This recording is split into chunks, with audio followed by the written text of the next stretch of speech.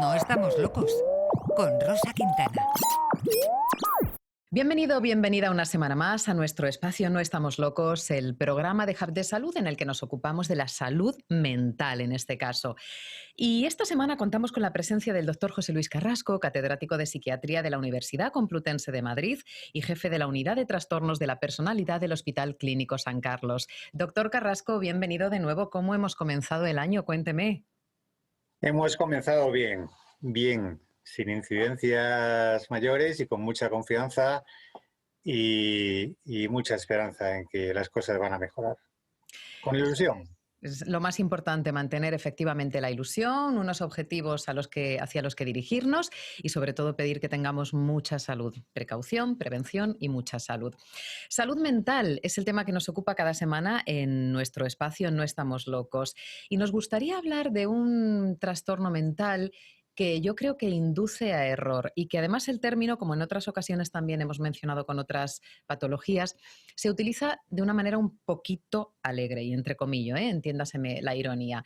Muchas veces cuando una persona de repente la ves que está eufóricamente alegre y que de repente se pone muy triste, decimos, esta persona parece bipolar, o cuando se porta muy bien con nosotros, pero luego se porta de una manera menos bien, pensamos que, es que esta persona tiene unos cambios que tiene que tener un trastorno bipolar. Cuando hablamos de trastorno bipolar, creo que nos lo tenemos que tomar un poquito más en serio, doctor. ¿Nos podía explicar usted qué es el trastorno bipolar? Sí, el trastorno bipolar es una enfermedad que se caracteriza por una alteración seria de los mecanismos de regulación del humor, del estado de ánimo. Entonces, da lugar a cambios graves del estado de ánimo, desde estados de ánimo bajos, muy decaídos, con muchos sentimientos negativos, con ideas de que uno no vale para nada, es decir, la depresión, a periodos de estado de ánimo donde uno tiene todo lo contrario, sensación de potencia, humor eufórico, una cierta desinhibición y un cierto descontrol. Entonces, es una enfermedad. Lo que ocurre es que todos tenemos un ánimo, un estado del humor que es cambiante, que es un poco oscilante. Pero eso forma parte de la fisiología del humor, de lo normal del estado de ánimo y del estado del humor, que es más o menos lo mismo. Son términos que utilizamos en psiquiatría. Digamos que el humor es más el cómo se siente uno de chispa y el ánimo es las ganas que tiene, pues suelen ir unidos. Uh-huh. Y todos tenemos el ánimo cambiante, pero en el trastorno bipolar, en la enfermedad, es tan cambiante que no deja a la persona funcionar. Porque cuando está deprimido o deprimida esa persona no puede funcionar, no puede amar, se quiere morir, se intenta suicidar y cuando está muy alto, pues bueno, pues se gasta todo el dinero o hace disparates. Bien, esos serían los casos del trastorno bipolar clásico, Uh-huh. que es un trastorno grave. Bien es cierto que con el tiempo pues hemos ido empezando a diagnosticar más trastornos bipolares leves que antes no se diagnosticaban, que es a lo que te estabas tú refiriendo, con que, bueno, pues hay personas que tienen un ánimo tan cambiante dentro del mundo de lo casi normal, pues que llega uno a sorprenderse. Y sí que es cierto que esta bipolaridad, que no es tan grave como la clásica enfermedad bipolar, pues da lugar a mucha inestabilidad en la vida, a muchos cambios de pareja, a muchos cambios de trabajo, a muchas discusiones con personas con las que uno no querría discutir, sí, pues a épocas en las que uno está muy soso, muy desanimado y tu pareja o tus amigos no te entienden qué es lo que te pasa, ¿no? Y piensan que están enfadados contigo. Sí que es cierto. Uh-huh. ¿Y podríamos decir entonces que se manifiesta o que podríamos reconocerlo desde el punto de vista profano, no desde el punto de vista profesional, por supuesto, por un cambio de actitud que no tiene aparentemente una justificación dentro de esos Exactamente. rangos? Lo has definido perfectamente. Es un cambio de actitud y de conducta que debajo lleva un cambio del estado de ánimo y que no hay una explicación aparente para ello. Es decir, no ha habido ni un disgusto, ni ha habido una frustración, ni ha habido un desaire, ¿no? En eso se diferencia de otros trastornos por inestabilidad emocional, como el trastorno limítrofe de la personalidad, del que ya hemos hablado algún otro día. El trastorno bipolar evoluciona de manera autónoma. El cambio del estado de ánimo se produce por motivos puramente biológicos, ¿no? ¿Y Cerebrales. aparece de manera espontánea? ¿Puede aparecer a cualquier edad o es algo que nace con la persona y luego va desarrollándose? Puede aparecer a cualquier edad, pero tiene un pico alrededor de los 20, entre los 18 y los 30 años. Es donde aparece con mayor frecuencia. Generalmente un trastorno bipolar suele aparecer en ese rango entre 18 y 25 años. Luego hay un porcentaje de ellos, pues hasta un 30%, que pueden aparecer en edades más tardías, ¿no? Ujú. Y no haber tenido antes ninguna manifestación. Pero por lo general es raro, ¿no? Si uno busca, encuentra en esas formas tardías, encuentra que durante la época más joven ha habido periodos en los que el ánimo o estuvo demasiado bajo o estuvo un poquito desinhibido, pero bueno, no llegó al extremo de, digamos, de llamar la atención clínicamente. Ujú. Estaba Y pensando, me has preguntado si uno nace con ello. sí, A ver, uno nace con la vulnerabilidad, como con todas las enfermedades, uno nace con ciertos genes y cierta vulnerabilidad para el trastorno bipolar. Luego puede desarrollarlo o no en función de cosas que pasan durante el desarrollo, durante el aprendizaje, pues en función de los vínculos que establece, en función de con quién se junta, en función de las drogas que toma o que no toma. Es ¿esto decir, hay influye cosas también? en el entorno, claro, influyen en el desencadenamiento de un trastorno bipolar. Es decir, uno puede tener, digamos, un trastorno bipolar durmiente, ¿no?, durante toda la vida o con pequeñas manifestaciones, pues que no dan lugar a graves cambios o a serios cambios de conducta, pero está durmiente y ese trastorno bipolar se puede haber desencadenado en algunos momentos por generalmente consumo de drogas y de alcohol o quizá por algunos acontecimientos traumatizantes en la vida, ¿no?, Ujú, ujú. Estaba y que no pensando nos hace un hubiera momento. desencadenado. Sí, sí. Estaba pensando hace un momento en la siguiente pregunta para formularle y me apetecía, ¿no? Me prestaba a preguntarle si tener un trastorno bipolar podía ser en algún momento causa de una visita a urgencias, pero es que inmediatamente he recordado que ha dicho que a veces los pacientes que lo padecen, podría ser una redundancia, intentan suicidarse, por lo tanto la respuesta es sí, ¿no?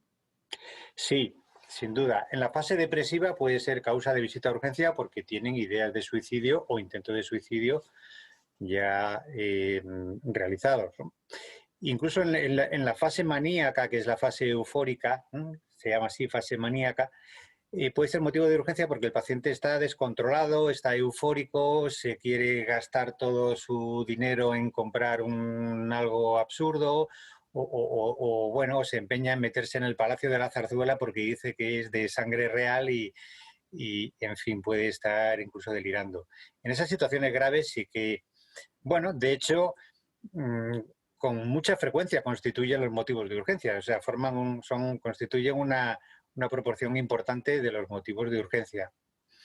Hay Ujú, una parte del trastorno bipolar que la vamos conociendo más ahora, que es cuando la fase, digamos, no depresiva, la no depresiva no es una fase eufórica, sino más bien una fase irritable, ¿eh?, que son ujú, trastornos bipolares, bueno, pues que se llaman de tipo 2 o son subtipos de trastornos bipolares que no se manifiestan tanto por la euforia desmedida, sino por una irritabilidad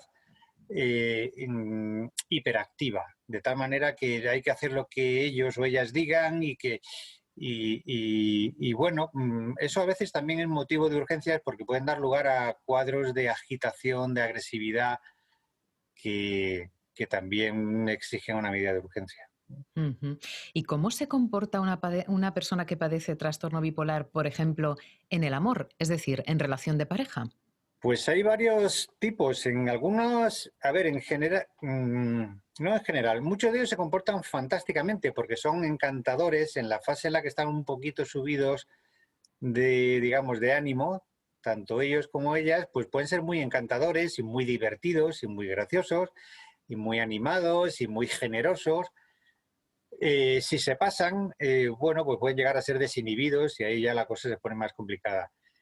Eh, eh, a largo plazo, el problema que tiene es que como es cambiante, todo lo que ha sido generosidad y ha sido bueno, pues espontaneidad durante un tiempo se puede convertir en apagamiento, en decaimiento, en irritabilidad, pues en un mal humor y bueno, pues eso a largo plazo hace a la persona que es su pareja se le hace incomprensible, ¿no? Y generalmente pues lo achaca al carácter o lo achaca a que esa persona, su pareja, ha hecho algo mal, a que está enfadada, a que la persona, el paciente está enfadado con nosotros por algún motivo, ¿no?